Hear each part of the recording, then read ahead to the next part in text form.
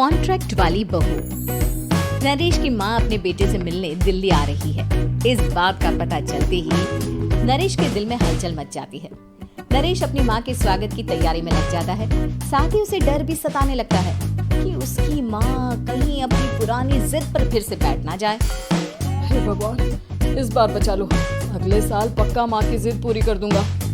तभी दरवाजे की घंटी बजती है। नरेश दरवाजा खोलता है तो सामने अपने मकान मालिक को देखकर हैरान हो जाता है, क्योंकि उनके साथ एक सुंदर सी लड़की भी थी। अब नमस्ते अंकल, कुछ काम था, मुझे बुला लेते। आपने क्यों कष्ट किया? अरे नहीं नहीं, इसमें कष्ट कैसा, मैं तो बस तुम्हें रीना से मिलवाने आया था। आज से रीना तुम्हारे साथ इसी फ्लैट में रहेगी। अंकल, कोई लड़का फ्लैटमेट नहीं है? एक अनजान लड़की के साथ रहना मेरे लिए थोड़ा अजीब होगा। देखो नरेश, मैं तुम्हें पहले भी बता चुका हूँ कि इस फ्लैट में तुम्हें किसी ना किसी के साथ एडजस्ट करना ही होगा, या फिर तुम अकेले पूरे फ्लैट का किराया दे दो, मैं किसी को नहीं रखूंगा। नरेश अपने मकान मालिक की बात सुन के रीना के साथ रहने के लिए तैयार हो जाता है, पर अंदर ही अंदर उसे ये बात खाने लगती है कि वो अपनी माँ को क्या जवाब देगा जब उसकी माँ रीना के बारे में उसे पूछेगी। दिन बीतने लगते हैं। नरेश और रीना अच्छे दोस्त भी बन जाते हैं, पर अभी भी नरेश अपनी प्रॉब्लम का सॉल्यूशन नहीं ढूंढ पाता। एक दिन नरेश बहुत परेशान सा बैठा होता है। तभी रीना उसे पूछती है, क्या हुआ नरेश, तुम काफी परेशान लग रहे हो, सब ठीक तो है ना? हाँ सब ठीक है, बस एक छोटी सी प्रॉब्लम है। वो एक्चुअली 2 दिन बाद मेरी माँ मुझसे मिलने आ रही है। अरे तो इसमें प्रॉब्लम क्या है, ये तो खुशी की बात है। हाँ रीना, बट मेरी माँ एक जिद लेकर बैठ गई है कि मैं शादी कर लूँ, पर मैं अभी इस चीज़ के लिए तैयार नहीं हूँ। ऊपर से जब वो तुम्हें देखेगी तो 100 सवाल करेगी, क्या जवाब दूंगा? अरे इसमें कोई टेंशन वाली बात नहीं है। मेरे पास ना इस प्रॉब्लम का सलूशन है, जिससे ना तुम्हें शादी करनी पड़ेगी और ना ही तुम्हारी माँ मेरे बारे में कुछ पूछेंगी। रीना की बात सुनकर नरेश सोच में डूब जाता है। वो सोचता है कि रीना खुले ख्यालों वाली लड़की है, कहीं माँ को सच बता ना दे। नरेश को सोच में डूबा देखकर रीना कहती है, अरे क्या हुआ, किस सोच में पड़ गए? डोंट वरी, जैसा तुम सोच रहे हो ना वैसे कुछ भी नहीं है। मेरे पास एक प्लान है। मैं कुछ समझ नहीं पा रहा हूँ, कैसा प्लान? मैं समझाती हूँ। हम ना एक कॉन्ट्रैक्ट मैरिज कर लेते हैं। फिलहाल मेरे पास जॉब नहीं है, तो तुम इस रूम का किराया दे देना जब तक तुम्हारी माँ यहाँ रहेंगी, सिर्फ तब तक। और तुम अपनी माँ से कह देना कि मैं तुम्हारी पत्नी हूँ, इससे वो मेरे यहाँ रहने पर कोई सवाल भी नहीं करेंगी। अरे बात तुम्हारी ठीक है, पर माँ से झूठ बोलना, ना ना बाबा, मैं ये रिस्क नहीं ले सकता। कोई और आइडिया दो ना तुम।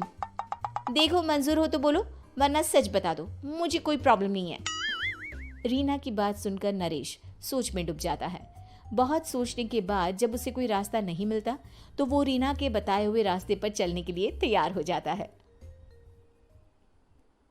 वो रीना से बात करता है और अपनी माँ की पसंद और नापसंद के बारे में बताता है। रीना भी नरेश की सभी बातों को ध्यान से सुनती है, ताकि कहीं उससे कोई गलती ना हो जाए। आखिर वो दिन भी आ जाता है जब नरेश की माँ उससे मिलने दिल्ली आ जाती है। नरेश अपनी माँ को फ्लैट पर लेकर जाता है। जैसे ही नरेश की माँ फ्लैट के अंदर जाती है, रीना उसके पैर छू लेती है। ये देखकर नरेश की माँ थोड़ी घबरा जाती है और नरेश से पूछती है, अरे बेटा नरेश, ये कौन है? माँ ये आपकी बहू रीना है। माफ़ी चाहता हूँ, सब कुछ इतनी जल्दी में हुआ कि आपको बता ही नहीं पाया, इसलिए सोचा कि क्यों ना आपको सरप्राइज दिया जाए। अरे बेटा, मैं तो बस तेरा घर बसा हुआ देखना चाहती थी। हाँ, बहुत अरमान थे अपनी इकलौते बेटी की शादी को लेकर, लेकिन कोई बात नहीं, शायद किस्मत को यही मंजूर होगा। ये कहते ही नरेश की माँ रीना को गले लगा लेती है। रीना बेटिया, मेरा बेटा ना थोड़ा नादान है, पर तुम काफ़ी समझदार लगती हो, और मैं जानती हूँ कि तुम इसका बहुत अच्छे से ध्यान रखोगी। माँ आप चिंता मत कीजिए, मैं सब संभाल लूंगी। नरेश की माँ अपने बहू और बेटे के साथ खुशी खुशी रहने लगती है। दिन बीतने लगते हैं। नरेश की माँ और रीना का रिश्ता बहुत मजबूत होता चला जाता है। वो दोनों सारा दिन एक साथ रहती और खूब बातें करती। इधर साथ रहते रहते नरेश और रीना भी एक दूसरे से प्यार करने लगते हैं। दोनों को इस बात का एहसास हो जाता है, फिर भी वो इस बात को छुपा कर ही रखते हैं। एक दिन नरेश की माँ और रीना शादी के बारे में बात करने लगते हैं। रीना बिटिया, ये तो नरेश ने मुझे बिना बताए शादी कर ली, वरना मैं तो अपनी इकलौती बेटी की शादी इतनी धूमधाम से करती कि सारी दुनिया देखती रह जाती।